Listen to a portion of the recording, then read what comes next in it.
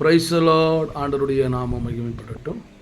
நெகேமியாவின் புஸ்தகம் 1வது அதிகாரம் 6வது வசனத்தை பாருங்கள். அதனுடைய பின்பகுதி, நானும் என் தகப்பன் வீட்டாரும் பாவம் செய்தோம். இங்கே நெகேமியா சொல்கிறாங்க, நானும் என்னுடைய தகப்பன் வீட்டாரும் என்ன செஞ்சிட்டோம்? பாவம் செஞ்சிட்டோம். அதனால் எருசலேமின் அலங்கங்கள் இடிக்கப்பட்டு கிடக்கிறது என்று சொல்லி வேதனைப்படுகிறார். கர்த்தருடைய பிள்ளைகளே, நாம் தவறு பண்ணும்போது, பாவம் செய்யும்போது நமக்கு வருகிற ஆசீர்வாதங்கள் என்னாகும்?